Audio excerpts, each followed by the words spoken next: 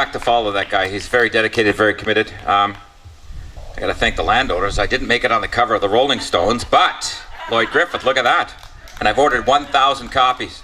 I love it. All Christmas gifts. Get on my list. Anyway, listen, I got to say a couple of words. I was in St. Thomas Tuesday night, really anticipating this debate. I thought it was the best thing. I thought everybody in the whole province would be watching it. I called every location, because I am on the road at that point in time, to find out who was going to carry it, and not one person, not one bar, not one location was carrying it. I was just disgusted. I literally had to walk into a sports time bar with my computer. I had to put it in my stick, put earphones in my ears, and watch the debate, and everybody's looking at me like I was retarded, and I was happy to have that retarded look come my way. But I'm just astounded at the that people weren't glued to a TV to find out what in the hell is happening to this province. I run 7 different businesses, folks, including the Greater Ottawa Truckers Association. I can't give a raise of 25 cents to everyone, yet the government just imposed a 75-cent minimum wage to $11. I am scared. I'm nervous. Every one of my businesses is flat. It's flat by virtue of uncertainty in this province. If the Liberals get in, it's incumbent upon them, and what they will do is they will force the pensions on us, these extra taxes. They will literally put us out of business. But Miss Lisa MacLeod and company were at my rally at the Canadian Tire Centre. One of the things I keep hearing from Mr. Hudak is the million jobs. I like it. I like the fuss. But what I believe has to happen is that we have to sit down with businesses that are in existence today to make sure that we are sustainable. We're not right now. I have many of my business that are flatlined, that they're in trouble. We have to fight like the Dickens to make it to another day.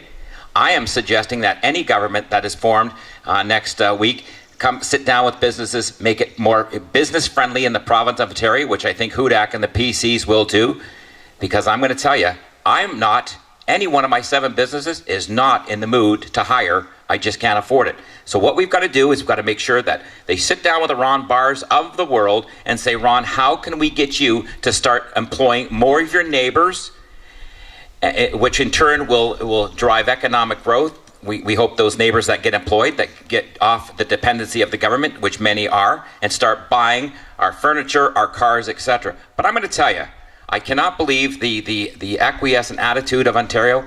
And I'm going to tell you, if Wynne wins on Thursday, we have just substantiated every boondoggle these guys have got.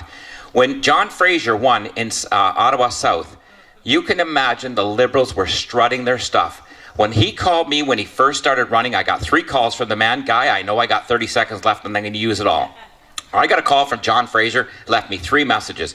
The most friendliest guy I've ever heard leave a message on my phone. So I called him back and I said, who the hell are you, buddy? You want to be my best friend?